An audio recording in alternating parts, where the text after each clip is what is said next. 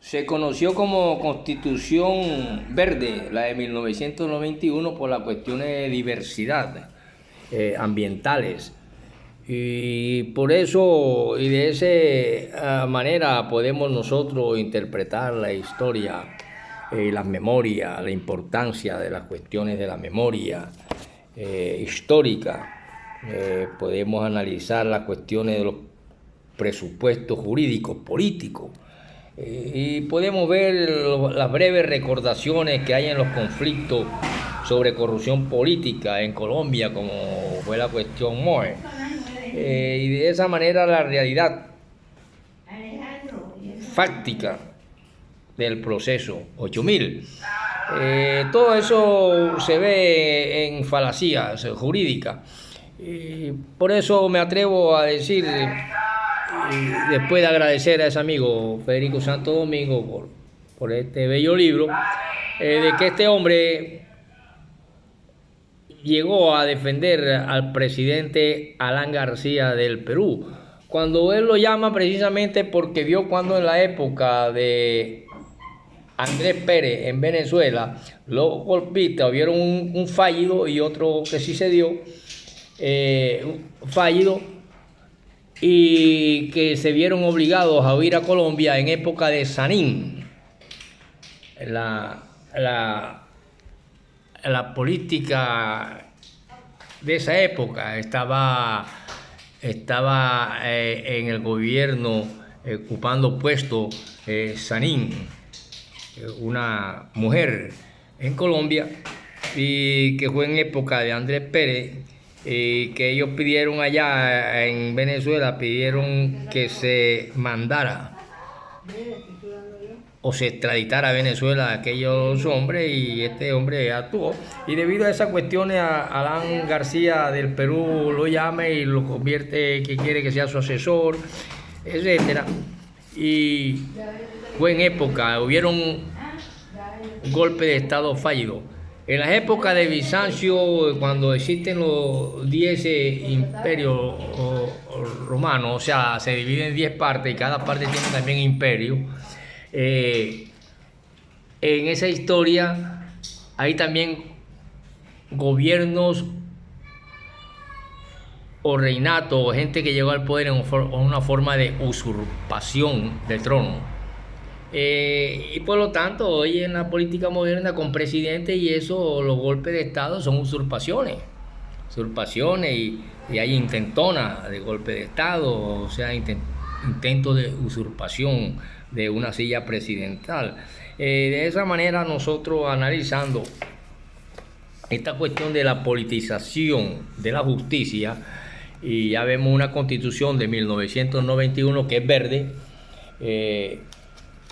que tiene que ver también con el medio ambiente, y esas cuestiones me llevan a mí a analizar a este gran escritor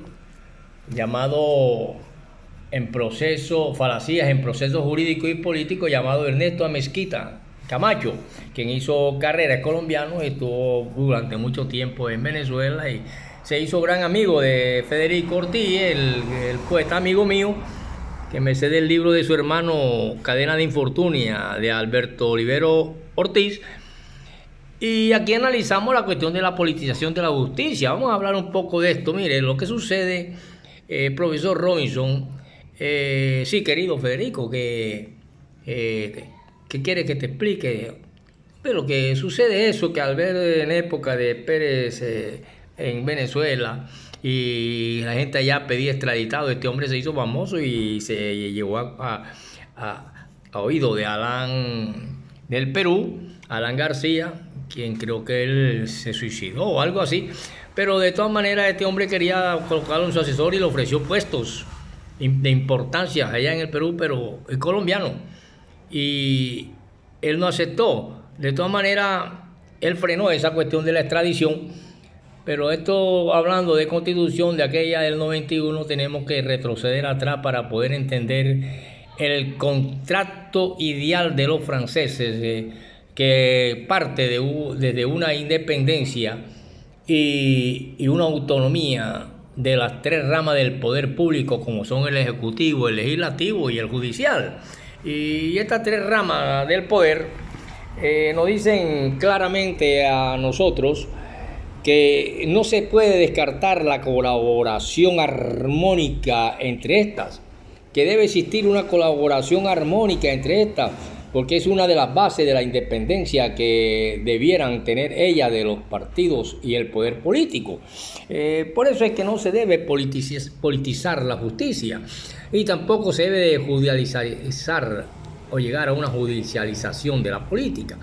La Constitución de 1886, recordamos aquella de Rafael Núñez hacia acá, y las guerras que le precedieron hasta llegar a los acuerdos del bipartidismo contenidos en el Frente Nacional, podemos constituir, y aquí se constituye en la causa del cáncer de la corrupción y de la politización de la rama judicial y del poder público en Colombia, órganos de control y demás entidades del Estado. Por eso es que hemos de prestar nuestros servicios, dicen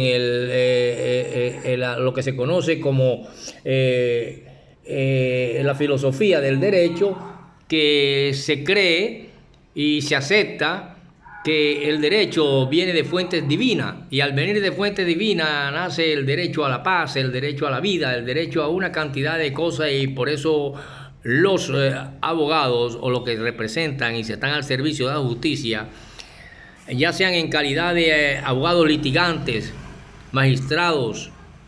con jueces, procuradores, funcionarios judiciales, administrativos o de cualquier otra de esas índoles como servicios profesionales en Colombia, deben tener claro que cualquier cargo que se origine en el cordón umbilical de los partidos políticos queda comprometido y genera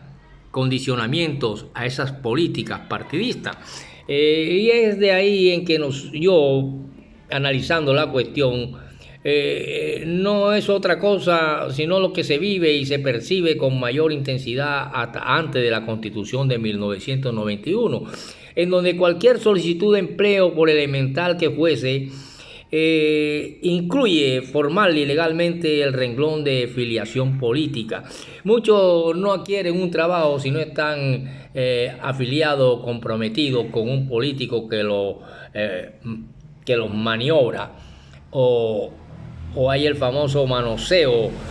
burocrático, y por eso no se logra tener unas perspectivas idónea de lo que es la producción económica a través de la clase trabajadora, y que todo el mundo debe estar trabajando y debe trabajar, y hacia allá debemos perfilarnos, pero no estamos en una cuestión bizantina donde hay una corrupción y al mismo tiempo una extravagancia en lujos de determinadas élites y un pueblo de un 80-90% que medio come, que agoniza para pagar servicios, que agoniza para sembrar una yuca, que tantas cosas, y por eso hay las desigualdades sociales, cuestiones que siempre el hombre proyecta a buscarle soluciones. Por lo tanto, al ser el derecho una cuestión de inspiración divina, debe ser lo más ideal y lo más el legalista, el hombre que está en las ramas judiciales,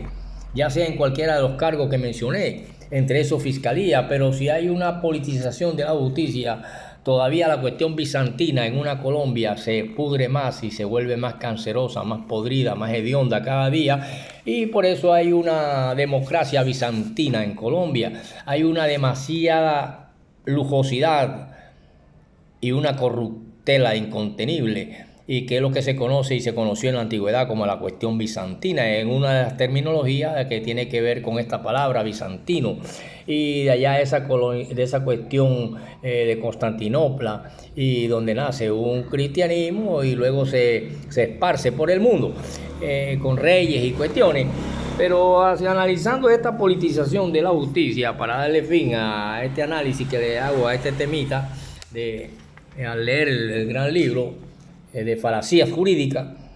que está rodando, porque es de este año 2023, me recuerda, y debemos recordarle a los señores fiscales, que hasta ahora, por mandato constitucional, la fiscalía no pertenece al Ejecutivo, sino a la rama judicial con quien debe trabajar en armonía y así se tenga la titularidad de la acción penal. Por lo tanto, debemos recordar todas estas cosas para que de la misma manera el que accede y el que está y el ente acusador no puede seguir prestándose, sobre todo en casos de fuero parlamentario, para evadir responsabilidades jurídicas e investigaciones que son competencia de las Cortes y como se somete y que se somete de esa manera, procurarse presentarse y deben presentar estas personas que actúan así su renuncia a cargos para ser investigados por un ente que presumen ellos les va a favorecer, como hemos visto últimamente y hemos visto en Colombia, y de ahí la cuestión de la politización de la justicia, cosa que debe acabarse porque es un cáncer que proviene del famoso Frente Nacional y el bipartidismo. Por lo tanto, debemos perfinarlo hacia un mundo distinto. Y ahí donde yo le vi un poco de importancia bastante a los protocolos de los sabios de Sion, que tuve el gozo y el placer de analizar, aunque a mucha gente no le gusta, a mí me parece un libro bastante maravilloso, aunque no son los legítimos, originales, sino que nacieron de unas reuniones en Basilia ya antes de la Revolución Rusa de 1917. Y que se convierte en partido bolchevique en 1903. Por lo tanto, continuaremos con el profesor Robinson para ver cómo andamos más en algunos otros temas. Y aquí quería terminar así la cuestión de un análisis a este libro, Falacias en Procesos Jurídicos y Políticos, que me cedió mi gran amigo, el poeta y licenciado Federico Ortiz, hermano del autor del libro Cadena de Infortunio, llamado Alberto Oliveros Ortiz de Manatí, quien me dice: Ferreira, tú mereciste nacer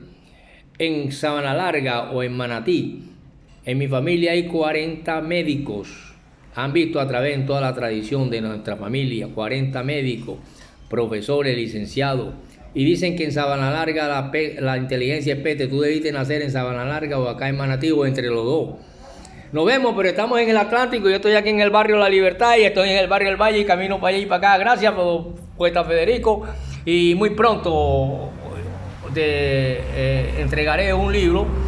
Y gracias por este libro. Y nos vemos allá en tu casa. Me guardas un jugo de naranja.